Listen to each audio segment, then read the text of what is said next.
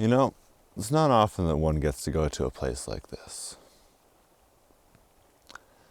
This is one of those places that few people ever see. Because you have to walk to get there. And as far as I know, people don't really do that anymore. But that's not why I brought you here. I'll tell you after I take my sweater off.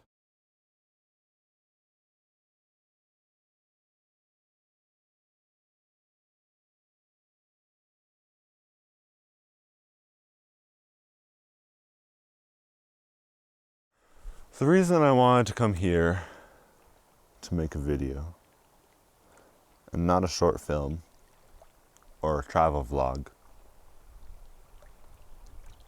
is because I really did find something special here.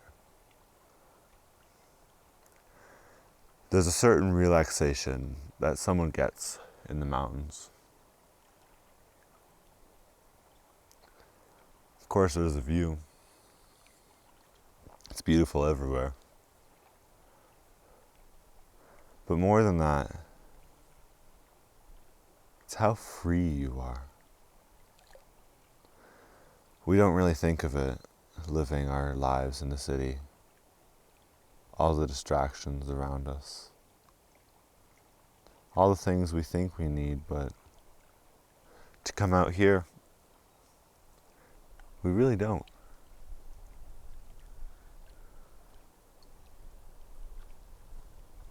I haven't even bothered turning my phone on because there will be no notifications. There is no cell service here. And because of that, you feel a lot better. I think it's something many people can relate to, being addicted to your phone. And even this is not a solution.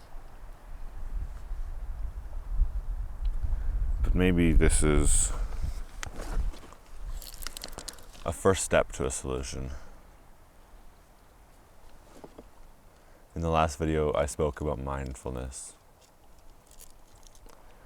The idea that at every moment, you should feel in your body. Well, here, where I am today,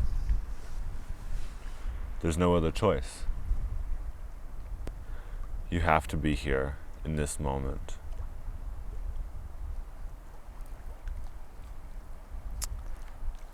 And I found something really special in the forest that sits not too far behind the camera. I went for a walk this morning, and there was a big rock. The rock was covered in moss, something you'd never see in the city. But it wasn't about the uniqueness. It wasn't about the view.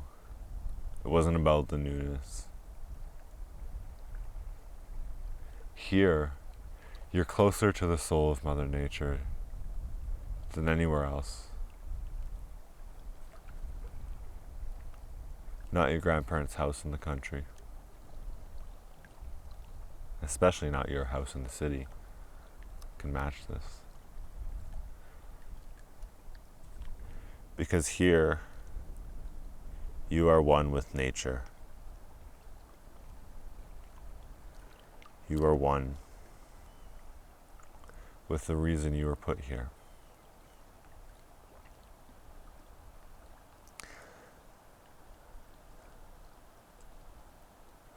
And I've never been one to hold on to childish ideas, to believe things that obviously aren't true, because it feels better. But out here, you'd swear you're missing something. The view of the mountains, the water, it's nice. But it's like there's something that flows under it. A type of water we've never seen before. a type of water lost to the sands of time. And it leaches into the lake, into the rivers. That's why the water turns blue. But still, it's so hard to touch. What promise must I make to be worthy of the beauty under me? This rock is but a facade.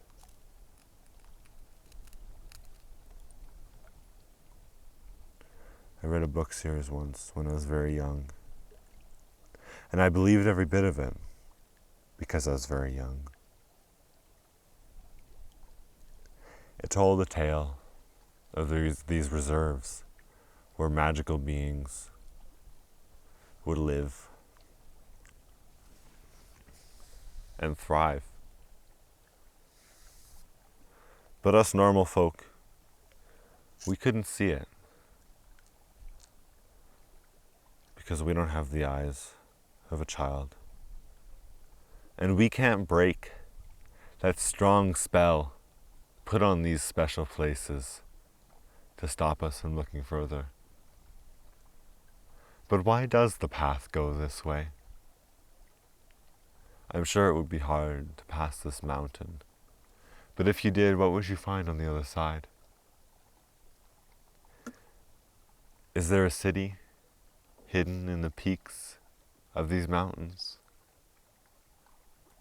Is there a place of creatures of imagination, a fairy tale?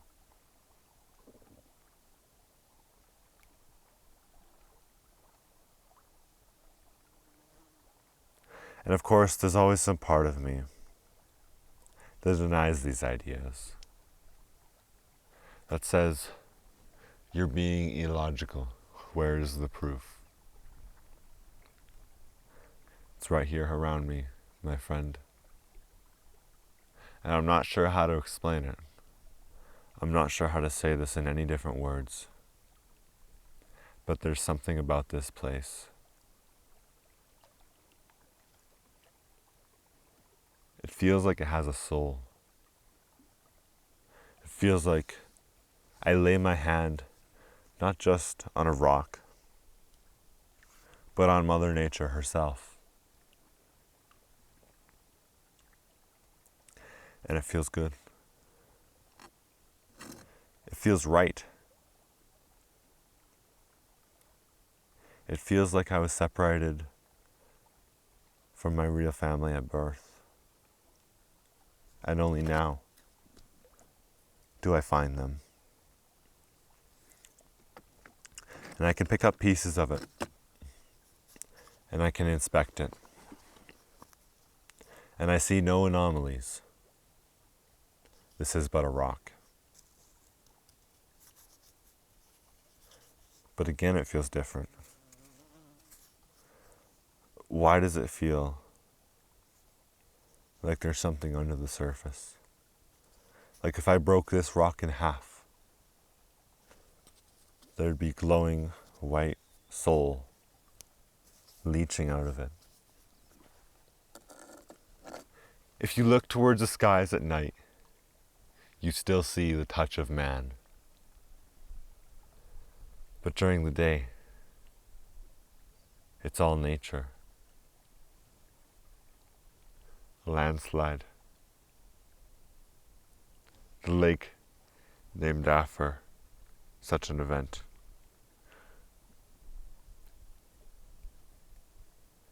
The trees in the distance. I don't see a building.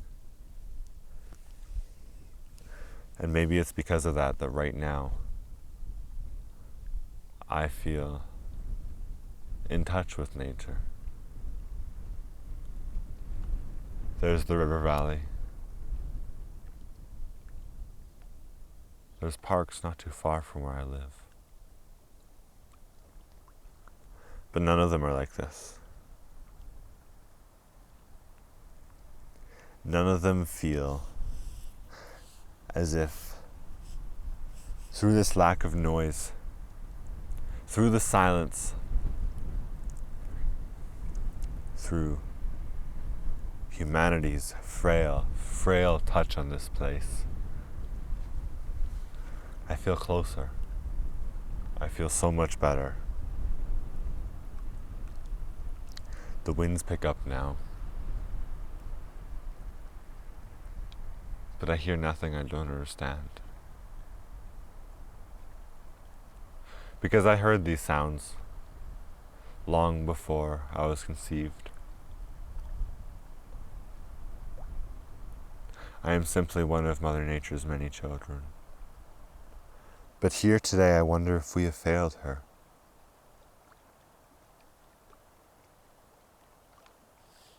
I know of necessity.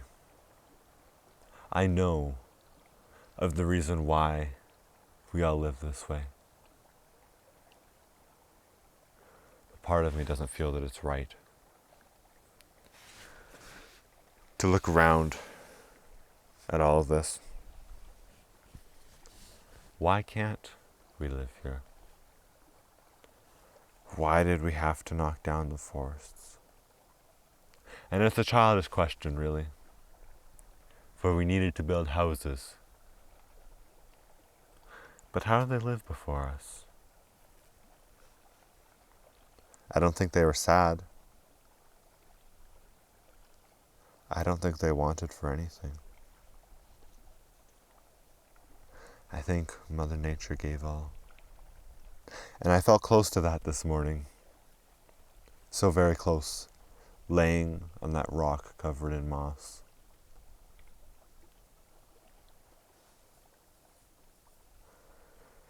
It felt like I was embracing Mother Nature once again.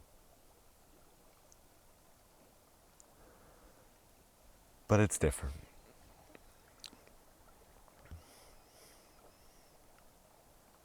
In a lot of fantasy stories, the elves don't talk to humans because the humans betrayed them, because the humans will try to take control.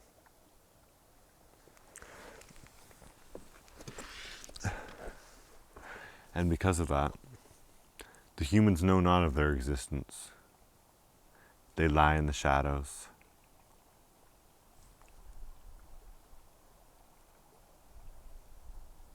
Yet here, whoever it is that is out there, they cannot hide. For their soul has permeated the very rock of this mountain. And I have watched and listened.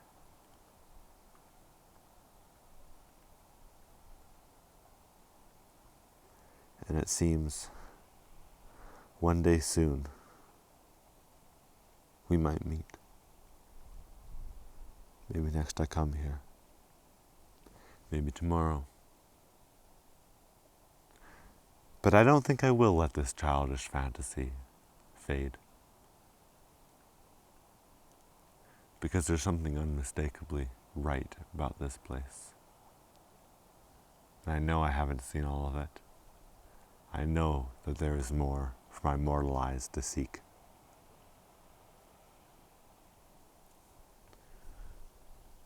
We are nothing without something to live for. But all of these hobbies, all of these passions, all of these people, they're frail and empty. They don't last forever. And as humans, we all crave that eternal love. Some find it through Jesus. Some numb it with substance. But I chose neither. And it landed me here. What will I find in the coming day? Who will I see?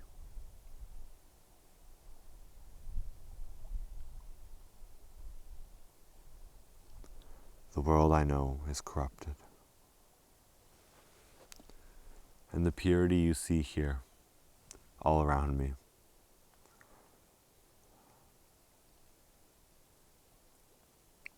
it should stay the same all throughout the world. Just because these are mountains and there are no mountains back there doesn't mean we can't find the same purity. It's corrupted.